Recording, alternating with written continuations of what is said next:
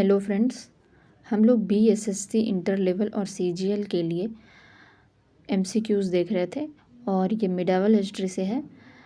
इसमें हम लोग लूसेंट बुक जो है लूसेंट सामान्य ज्ञान उससे उसके जो मिडावल हिस्ट्री है उसमें से हम लोग क्वेश्चंस देखते हैं। और आज हम लोग सैयद वंश और लोदी वंश से रिलेटेड सवाल को देखेंगे। इससे पिछले क्लास में हम लोग देख चुके थे खिलजी वंश, तुगलक वंश। ठीक है, तो पहला क्वेश्चन देखते हैं, सैयद वंश की स्थापना किसने की थी। तो ये पहला सवाल है, सैयद वंश की स्थापना किसने की थी। तो खिज्र खां ने की थी। ठीक है, सैयद वंश की स्थापना खिज्र खां ने की थी। दूसरा क्वेश्चन देखिए, खिज्र खां को किसने मुल्तान का गवर्नर नियुक्त किया था। मुल्तान का गवर्नर किसने नियुक्त किया था खिज्र खां को। तो वह तैमूर था। ठीक है, तैमूर नहीं, हम लोग तुगलक वंश के ही टाइम में देखे थे कि लास्ट जो राजा था उसी टाइम में तैमूर जो था उसने आक्रमण कर दिया था दिल्ली सल्तनत पे। तो खिज्र खां जो था वह खिज्र खां को किसने मुल्तान का गवर्नर नियुक्त किया था। तो यह तैमूर ने किया था। खिज्र खां किस सैयद वंश के सुल्तान थे। खिज्र खां किस सैयद वंश के सुल्तान थे।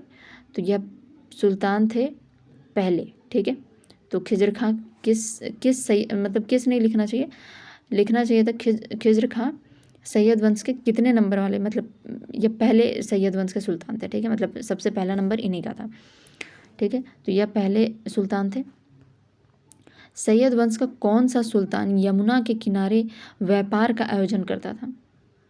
सैयद वंश का कौन सा सुल्तान यमुना के किनारे व्यापार का आयोजन करता था। खिज्र खां, मुबारक शाह, मोहम्मद शाह, आलम शाह। तो यह कौन हो जाएगा, मुबारक शाह हो जाएगा। सैयद वंश का कौन सा सुल्तान यमुना के किनारे व्यापार का आयोजन करता था। मुबारक शाह। सैयद वंश के किस सुल्तान ने नियमित रूप से तैमूर के पुत्र शाह को कर भेजा। तो यह जो खिज्र खां जो था, जब से सबसे पहला जो सम्राट था सैयद वंश का, वह खिज्र खां था। और वह जो तैमूर का पुत्र जो था, तैमूर के मरने के बाद उसका पुत्र जो शाह था, उसको वह हमेशा क्या भेजता था, कर भेजा करता था। ठीक है, खिज्र खां की मृत्यु कब हुई। खिज्र खां की मृत्यु कब हुई, 1421 में हुई। ठीक है, ए नंबर ऑप्शन होगा 1421 में। सैयद वंश का अंतिम सुल्तान कौन था। तो यह आलम शाह था। डी नंबर ऑप्शन होगा आलम शाह। यह कौन था, सैयद वंश का अंतिम सुल्तान था, पहला सुल्तान खिज्र खां। सैयद वंश का शासनकाल कितने वर्षों तक रहा। तो यह 30 वर्षों तक रहा था। सैयद वंश का शासनकाल 30 वर्षों तक रहा था। ठीक है, मुबारक शाह ने कौन सी उपाधि धारण की थी। तो मुबारक शाह ने कौन सी उपाधि धारण की थी, सुल्तान उल हिंद की उपाधि धारण की थी। सुल्तान उल हिंद की उपाधि धारण की थी। तो अगर आप लूसेंट का बुक देखिए पढ़े हैं तो ये सब क्वेश्चन आपको बहुत आसान लग रहा होगा। ठीक है, क्योंकि हम लोग इसमें लूसेंट ऑब्जेक्टिव से क्वेश्चन नहीं लेते हैं, लूसेंट सामान्य ज्ञान जो है उसी से हम लोग क्वेश्चन बनाते हैं और फिर ये एमसीक्यू के रूप में, और उससे रिवीजन के तौर पर हम लोग कि जो हम लोग पढ़े हैं वो हम लोगों को कितना याद है। ठीक है, तो रोज़ दिन हम आपको बताते हैं कि आपको ये चैप्टर पढ़ के आना है, और चैप्टर नहीं, ये टॉपिक पढ़ के आना है, और उसके बाद उससे रिलेटेड एमसीक्यू हम लोग सॉल्व करते हैं। तो मुबारक शाह के उसने कौन सी उपाधि धारण की थी, तो सुल्तान उल हिंद की उपाधि धारण की थी। सैयद वंश के किस सुल्तान ने मुधारक व्यापार का आयोजन किया। सैयद वंश के कुछ सुल्तान ने मुधारक व्यापार का आयोजन किया। तो यह मुबारक शाह था। ठीक है, जिसने मुधारक व्यापार का आयोजन किया। तो सैयद वंश से देखिए, सैयद वंश बहुत ही छोटा टॉपिक है तो उससे इतना ही क्वेश्चन बन सकता था। अब हम लोग लोधी वंश में आते हैं। तो लोधी वंश देखिए, सबसे पहले तो 1451 से और 1451 से 1526 तक चला था। ठीक है, तो इससे हम लोग लगभग 20 सवाल देखेंगे। लोधी वंश का संस्थापक कौन था, तो वह बहलोल लोधी था। ठीक है, पढ़े होंगे आप लोग, बहलोल लोधी जो था वह पहला सम्राट था लोधी वंश का। बहलोल लोधी ने दिल्ली के सिंहासन पर किस उपाधि से आसीन हुआ। तो बहलोल लोधी जो था वह बहलोल शाह गाजी की उपाधि से दिल्ली के सिंहासन पर विराजमान हुआ था। दिल्ली पर प्रथम अफगान राज्य की स्थापना का श्रेय किसे दिया जाता है? दिल्ली पर प्रथम अफगान राज्य की स्थापना का श्रेय किसे दिया जाता है? तो यह बहलोल लोदी था, ठीक है। यानी कि बहलोल लोदी ने ही अफगान राज्य की स्थापना की थी, ठीक है, दिल्ली पर। यानी ये जो लोदी वंश है वो अफगान राज्य के अफगानी थे वो लोग, ठीक है। तो बहलोल लोदी जो था बस पहला अफगान राज्य की स्थापना दिल्ली पर किया था। लोदी वंश के किस सुल्तान ने बहलोल सिक्के का प्रचलन करवाया? तो यह भी बहलोल लोदी ही था। किस सुल्तान ने अपने सरदारों को मकसद अली कहकर पुकारता था? तो यह था बहलोल लोदी ही था, जो कि अपने सरदारों को क्या कहकर पुकारता था? मकसद अली, ठीक है। अगला देखते हैं, दिल्ली के सिंहासन पर बहलोल लोदी के बाद कौन बैठा? तो दिल्ली के सिंहासन पर बहलोल लोदी के बाद कौन बैठा था? सिकंदर लोदी, ठीक है, सिकंदर लोदी बैठा था।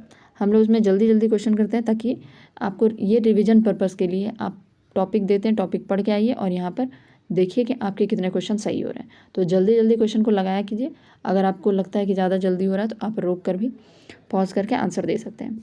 सिकंदर लोदी ने किस वर्ष आगरा शहर की स्थापना की? ठीक है, किस वर्ष आगरा शहर की स्थापना की थी? 1501, 4, 5, 10। कब किया था? तो 1504 में। लोदी वंश के किस सुल्तान ने गजे सिकंदरी का प्रचलन किया? तो यह तो सिकंदर लोदी होगा, नाम भी है गजे सिकंदरी, तो जाहिर सी बात है सिकंदर लोदी। सुल्तान सिकंदर लोदी का फारसी काव्य नाम क्या था? मतलब फारसी काव्य जो था उसका, सिकंदर लोदी का, उसका नाम क्या था?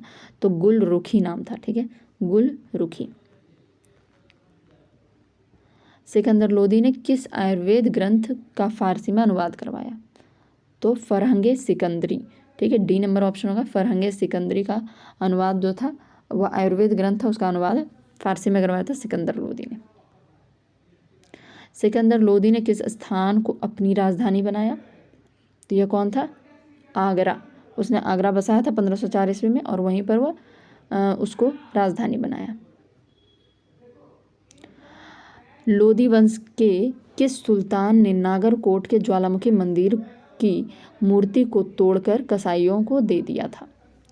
लोदी वंश के किस सुल्तान ने नागरकोट के ज्वालामुखी मंदिर को तोड़कर कसाईयों को दे दिया था? तो यह सिकंदर लोदी था, जिसने ज्वालामुखी मंदिर क्या है? यह पुस्तकालय है, ठीक है, और उसका जो मूर्ति था, ज्वालामुखी मंदिर के अंदर जो मूर्ति था उसको कसाईयों में बांट दिया था। सिकंदर लोदी की मृत्यु किस बीमारी के कारण हुई थी? सिकंदर लोदी की मृत्यु किस बीमारी के कारण हुई थी? यह गले की बीमारी के कारण हुआ था, ठीक है। सिकंदर लोदी की मृत्यु के बाद किसने सिंहासन संभाला? तो उसके बाद क्या था? सिकंदर लोदी के बाद इब्राहिम लोदी आया था, ठीक है। 15 नंबर क्वेश्चन देखते हैं, दिल्ली के सुल्तानों में कौन सा सुल्तान होली के त्यौहार में भाग लेता था? तो यह सिकंदर लोदी ही था जो कि होली के त्यौहार में भाग लेता था, ठीक है। मोड़ मस्जिद का निर्माण किसने करवाया था? तो मोड़ मस्जिद का निर्माण मियाँ भोइया ने करवाया था, मियाँ भोइया। सी नंबर ऑप्शन होगा, मियाँ भोइया। पानीपत के प्रथम युद्ध में लोदी वंश के किस सुल्तान की हार हुई थी? तो यह इब्राहिम लोदी था, लास्ट राजा यही था, इब्राहिम लोदी। पानीपत के प्रथम युद्ध की तिथि क्या थी? तो यह तिथि थी 21 अप्रैल 1526, 21 अप्रैल 1526। भारत पर बाबर को आक्रमण के लिए किसने निमंत्रण दिया था? भारत पर बाबर को आक्रमण के लिए किसने निमंत्रण दिया था? तो यह कौन था?